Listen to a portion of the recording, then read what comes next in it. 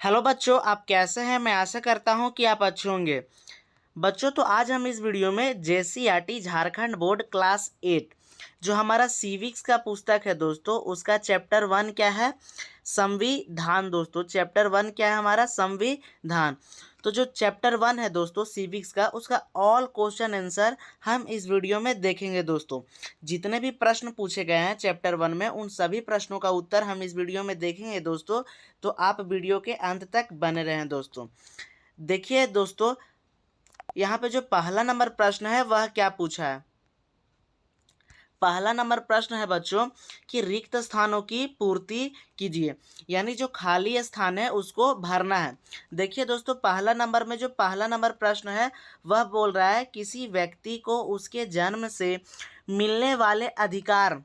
यहाँ पे देखिए दोस्तों, खाली स्थान है जिसमें हम क्या भरे हैं? मानवाधिकार कहलाते हैं। दोस्तों यहाँ पे देखिए, मैं सभी को क्या किया हूँ, खाली स्थान के जगह पे मैं लाल कलर से लिख दिया हूँ क्या भरना है उस पर। ठीक है, तो यहाँ पहला नंबर प्रश्न था बच्चों कि किसी व्यक्ति को उसके जन्म से मिलने वाले अधिकार को क्या कहते हैं? मानवाधिकार कहलाते हैं। ठीक है, यानी कोई भी व्यक्ति होगा उसको एक जन्म से अधिकार मिलता है, वह अधिकार क्या कहलाता है? मानवाधिकार। अब देखिए बच्चों, दूसरा नंबर क्या है? दूसरा नंबर है शिक्षा।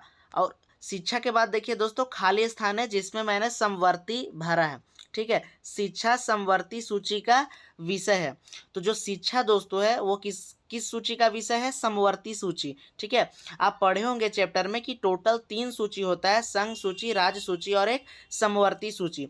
तो समवर्ती सूची पे केंद्र सरकार और राज्य सरकार दोनों ही कानून बना सकती है।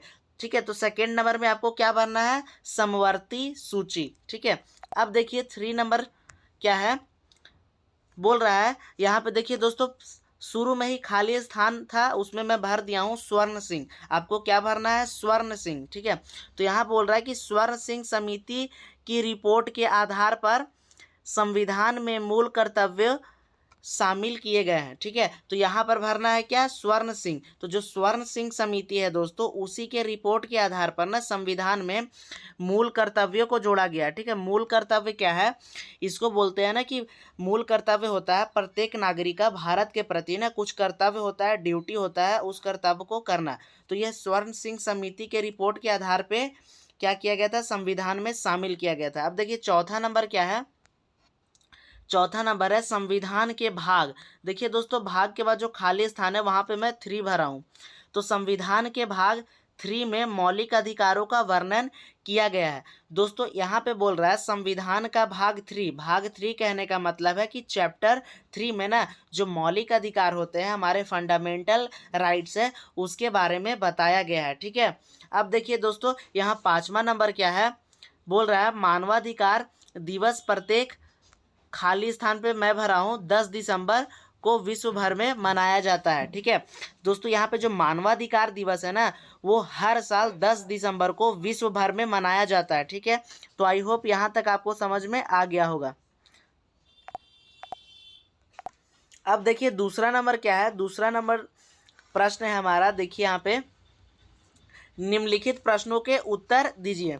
दूसरे नंबर प्रश्न से दोस्तों यहाँ पे क्या हुआ कि क्वेश्चन आंसर शुरू हो गया है। ठीक है, तो देखिए दूसरा नंबर का जो पहला नंबर प्रश्न है वह क्या है बोल रहा है दोस्तों? पहला नंबर प्रश्न, संविधान में वर्णित कि नहीं 5 मौलिक कर्तव्यों को लिखिए। ठीक है, तो जो संविधान में वर्णित है दोस्तों, वर्णित का मतलब है कि जो लिखा हुआ है। ठीक है, वर्णित का मतलब होता है जो लिखा हुआ है, उसमें क्या करना है कि 5 मौलिक कर्तव्यों को लिखना है। दोस्तों 5 मौलिक कर्तव्य को क्या करना है कि लिखना है। अब बताता हूं दोस्तों कि मौलिक कर्तव्य क्या है। ठीक है, यहाँ पे हमारा लिखा हुआ है मौलिक कर्तव्य।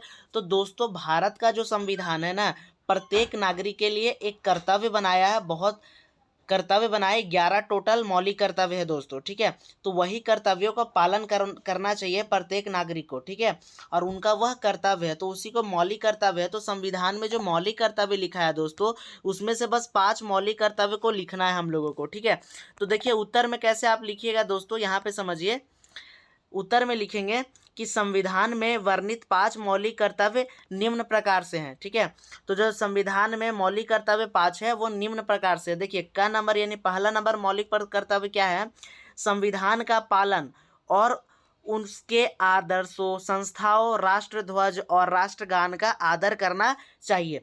यानी दोस्तों यहाँ पे जो पहला नंबर क्या बोल रहा है कि संविधान का पालन करना चाहिए, ये प्रत्येक नागरिक का कर्तव्य है भारत का, और उसका आदर्शों का, जो भी आदर्श है संविधान का, उसका आदर्शों का, संस्थाओं का, ठीक है, जो भी भारत के सरकारी संस्था है उसका भी क्या करना चाहिए, हमें आदर करना चाहिए। राष्ट्रध्वज का मतलब होता है दोस्तों झंडा, जो किसी देश का झंडा होता है उसे हम लोग राष्ट्रध्वज कहते हैं। और जो राष्ट्रगान है जन गण मन, उसका भी हम लोग को आदर करना चाहिए। अब देखिए ख नंबर क्या है कि भारत की संप्रभुता, एकता और अखंडता को अक्षुण्ण रखना चाहिए। यानी संप्रभुता का मतलब होता है दोस्तों कि जो स्वयं का मालिक हो। ठीक है, भारत संप्रभुता वाला देश है दोस्तों, संप्रभुत संपन्न देश है। भारत जो भी कुछ करता है वो अपनी मर्जी से कहता है। तो यहाँ पे जो सेकेंड नंबर बोल रहा है कि भारत की संप्रभुता, एकता, एकता का मतलब होता है सब लोग एक है। ठीक है, एकता है, और यह अखंडता को अक्षुण्ण रखना चाहिए। अखंडता का मतलब है जो कि टूटा नहीं, यानी भारत बहुत सारे राज्यों से मिलकर बना है और बहुत सारे लोगों का एकता है। ठीक है, और ये अखंड है, तो इसी अखंडता को ना बनाए रखना चाहिए। अक्षुण्ण का मतलब होता है बनाए। ठीक है, बनाए रखना चाहिए। अब देखिए ग नंबर क्या है, तीसरा नंबर हमारा मौलिक कर्तव्य बोल रहा, देश की रक्षा और आवाहन किए जाने पर राष्ट्रध्वज की सेवा करनी चाहिए। यानी राष्ट्र की सेवा करनी चाहिए दोस्तों। जब देश का रक्षा के लिए किसी भी व्यक्ति को आवाहन किया जाए, यानी दोस्तों बुलाया जाए ना, तो देश की सेवा करनी चाहिए, उसको हमेशा खड़ी रहना चाहिए देश के लिए। ठीक है, अब देखिए चौथा नंबर प्रश्न क्या है कि भारत के सभी लोगों में समरसत्ता और सम्मान, भ्रातृत्व की भावना का निर्माण तथा महिलाओं के सम्मान को ठेस पहुंचाने वाली प्रथाओं का त्याग करना चाहिए। जो घ नंबर प्रश्न है वह बोल रहा है कि भारत के सभी लोगों में, या भारत का जितना भी लोग है उनमें समरसत्ता यानी समानता का भाव हो, और समान भ्रातृत्व, इसका मतलब है समान भाईचारा हो। ठीक है, कि भावना का निर्माण करना चाहिए, यानी भारत के सभी लोग समान हैं और एक दूसरे में क्या होना चाहिए, भाईचारा होना चाहिए दोस्तों। ठीक है, और देखिए महिलाओं के जो भी सम्मान को ठेस पहुंचाने वाला प्रथा है उन सबको क्या करना चाहिए, त्याग देना चाहिए, यानी छोड़ देना चाहिए। अब देखिए पांचवा नंबर क्या है हमारा मौलिक कर्तव्य, सार्वजनिक संपत्ति को सुरक्षित रखना चाहिए। यानी सार्वजनिक संपत्ति का मतलब होता है दोस्तों जो सरकार का संपत्ति है, सरकारी संपत्ति है ना, उसको हम लोगों को सुरक्षित रखना चाहिए, क्योंकि वह एक प्रकार से हमारा ही संपत्ति है। ठीक है, जैसे स्कूल हो गया हमारा, कुछ सार्वजनिक संस्थाएं होते हैं, हॉस्पिटल हो गया, हॉस्टल हो गया, तो ये सब जो सरकारी संपत्ति है दोस्तों उसको क्या करना चाहिए कि हम लोग को सुरक्षित रखना चाहिए। यह हमारा मौलिक कर्तव्य है और प्रत्येक भारत के नागरिक का यह कर्तव्य है। अब देखिए दूसरा नंबर प्रश्न क्या है, दूसरा नंबर प्रश्न बोल रहा है कि भारतीय संविधान द्वारा प्रदत्त किन्हीं 3 मौलिक अधिकारों को लिखिए। यानी प्रदत्त का मतलब होता है दोस्तों कि जो दिया गया है। ठीक है, यहाँ पे देखिए, यहाँ पे प्रदत्त लिखा हुआ है, इसका मतलब है ना कि जो दिया है, यानी भारत का संविधान 2 भी मौलिक अधिकार दिया है, उसमें से ना दोस्तों 3 मौलिक अधिकार लिखना है। मौलिक अधिकार क्या होता है, किसी भी आदमी का ना अधिकार होता है। ठीक है, कोई भी व्यक्ति है तो उसका कुछ राइट्स होते हैं, अधिकार होते हैं खुद का, उसी को हम मौलिक अधिकार कहते हैं। इसको सिंपल सा मौलिक अधिकार समझिए कि जो भारत का संविधान है वो भारत के प्रत्येक नागरिक को कुछ अधिकार देता है, वही उसी को हम लोग क्या कहते हैं दोस्तों, मौलिक अधिकार कहते हैं। ठीक है, तो इसका उत्तर देखिए क्या लिखेंगे कि भारतीय संविधान के 3 मौलिक अधिकार निम्नलिखित है। देखिए पहला अधिकार क्या है, इसको अच्छे से समझेंगे। पहला अधिकार है दोस्तों का नंबर समानता का अधिकार। सबसे पहले आप जब इस आंसर को लिखिए तो पहले लिखिएगा समानता का अधिकार, उसके बाद ऐसे डैश देना है, उसके बाद लिखना है क्या कि समानता का अधिकार क्या है। देखिए समझिए, इस अधिकार में यह भी कहा गया है कि धर्म, जाति या लिंग के आधार पर किसी भी नागरिक के साथ भेदभाव नहीं किया जा सकता। किसी व्यक्ति को खेल के मैदान, होटल, दुकान इत्यादि सार्वजनिक स्थानों पर जाने से नहीं रोका जा सकता है। राज्य देश के हर नागरिक को सरकारी नौकरी के लिए समान अवसर अवसर प्रदान करेगा दोस्तों। तो ये जो पहला हमारा मौलिक अधिकार है का नंबर समानता का अधिकार, यह कहता है दोस्तों कि जो भारत का नागरिक है ना, वो क्या है, सभी लोगों के लिए समान, यानी कहने का मतलब है भारत के नागरिकों के लिए भारत सरकार का जितना भी कानून है वह समान है, चाहे वह किसी भी धर्म का हो, जाति का हो, लिंग का हो, ठीक है। किसी के साथ भेदभाव नहीं होगा दोस्तों और समानता का बर्ताव किया जाएगा, ठीक है। चाहे कोई सरकारी खेल का मैदान हो, होटल हो, दुकान हो, सार्वजनिक स्थान हो, किसी भी जगह पे असमानता का बर्ताव नहीं किया जाएगा और समानता का अधिकार यही बताता है दोस्तों, ठीक है। अब देखिए दूसरा नंबर हमारा अधिकार क्या है, स्वतंत्रता का अधिकार। दूसरा ख नंबर है स्वतंत्रता का अधिकार। इसमें लिखेंगे इसके अंतर्गत देश के नागरिक को अभिव्यक्ति और भाषण, शांतिपूर्व पूर्ण सभा करने एवं संगठन बनाने, देश के किसी भाग में आने जाने और रहने तथा कोई भी व्यवसाय करने या कारोबार करने का अधिकार प्रदान किया गया है। प्रेस, मीडिया, झंडोत्तोलन जैसे अधिकार भी इस के अंतर्गत आते हैं दोस्तों। देखिए झंडोत्तोलन का मतलब होता है झंडा को फहराना, ठीक है। और देखिए यहाँ पे आपको डाउट होगा कि अभिव्यक्ति क्या होता है, तो अभिव्यक्ति का मतलब होता है अपने विचारों को व्यक्त करना, यानी अपने बातों को किसी के समक्ष कहना ही अभिव्यक्ति कहलाता है, ठीक है। तो यहाँ पे आप दूसरा नंबर ख नंबर में ये उत्तर लिखिएगा। अब देखिए ग नंबर जो तीसरा मौलिक अधिकार है वह क्या है, ठीक है। तीसरा नंबर में ग क्या है कि धार्मिक स्वतंत्रता का अधिकार। तीसरा नंबर में बच्चों आपको लिखना है धार्मिक स्वतंत्रता का अधिकार और फिर डैश देना है, उसके बाद लिखना है कि सभी नागरिकों को पूरी धार्मिक स्वतंत्रता दी गई है। प्रत्येक व्यक्ति को अपनी इच्छा के अनुसार कोई भी धर्म अपनाने और उसका प्रचार प्रसार करने का अधिकार है। यानी दोस्तों भारत का जो मौलिक अधिकार है उसमें एक है धार्मिक स्वतंत्रता का अधिकार।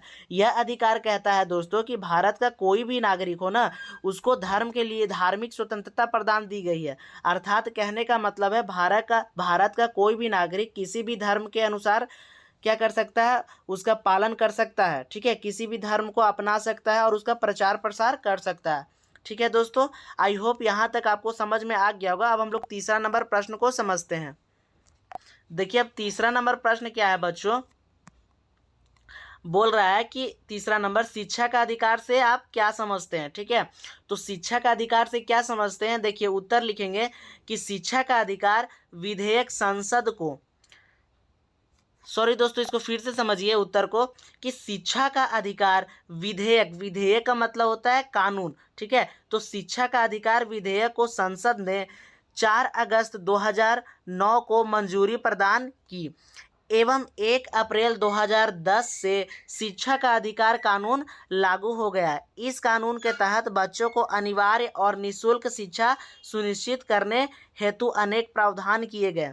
इसमें शिक्षकों की नियुक्ति एवं प्रशिक्षण, निजी स्कूलों में बच्चों के प्रवेश देने संबंधी आरक्षण, स्कूलों में मिड डे मील समेत अन्य आवश्यक सुविधाएं के विकास हेतु विशेष कदम उठाए गए। दोस्तों यहाँ पे बोल रहा है जो शिक्षा का अधिकार से क्या समझते हैं, तो जो शिक्षा का अधिकार है ना उसको संसद ने 4 अगस्त 2009 को पारित किया था, यानी एक कानून बनाया था जिसमें क्या करना था कि भारत का जितना भी लोग होगा, बच्चे होंगे, उनको बिना पैसे के निःशुल्क, देखिए यहाँ पे लिखा हुआ है ना, देखिए यहाँ पे लिखा हुआ निःशुल्क, निःशुल्क का मतलब होता है जिसमें कोई पैसा नहीं लगे, और अनिवार्य एकदम जरूरी से भारत के सभी बच्चों को क्या दिया जाएगा, निःशुल्क शिक्षा दिया जाएगा। और इसमें क्या किया जाएगा बच्चों, देखिए यहाँ पे दिया हुआ इसमें मिड डे मील समेत, मिड डे मील क्या होता है, खाना दिया जाएगा दोपहर का, ठीक है। ये खाना होता है दोपहर का जिसमें खाना दिया जाएगा, और भारत में शिक्षा का क्या किया जाएगा, एक अधिकार दिया गया है। और इसी अधिकार में देखिए इसको आपको लिख लेना है, ठीक है, इसको अच्छे से लिखना है। अब देखिए दोस्तों चौथा नंबर क्या है प्रश्न, बोल रहा है चौथा नंबर कि मानवाधिकार से आप क्या समझते हैं। तो उत्तर में लिखेंगे बच्चों कि मानवाधिकार से तात्पर्य उन सभी अधिकारों से है जो व्यक्ति के जीवन, स्वतंत्रता, समानता एवं प्रतिष्ठा से जुड़े हैं। इसमें संविधान में वर्णित मूल अधिकार के अलावा अंतर्राष्ट्रीय समझौतों के फलस्वरूप संयुक्त राष्ट्र महासभा के द्वारा स्वीकार किए गए अधिकार भी शामिल है।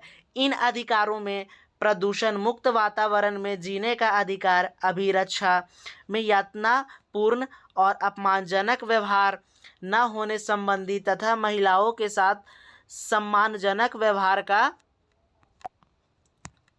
क्या है दोस्तों, आदि सॉरी व्यवहार का अधिकार आदि सम्मिलित है दोस्तों। ठीक है, तो यहाँ पे आप समझे होंगे कि मानवाधिकार क्या है। ठीक है, तो मानवाधिकार में आप इसको उत्तर लिख लीजिएगा। ठीक है, यहाँ पे देखिए मैं कुछ चीज़ों को बता देता हूँ। देखिए, तात्पर्य का मतलब होता है ना कि मतलब, मानवाधिकार का मतलब होता है ना कि मानव को ना जन्म से कुछ अधिकार दिए गए हैं। जैसे क्या हो गया, स्वतंत्रता, समानता, ठीक है, प्रत्येक मानव को दिया गया है। ठीक है, तो यही यहाँ पे मानवाधिकार के बारे में आपको इसको लिख लेना है। अब देखिए जो 5 नंबर प्रश्न है वह क्या है।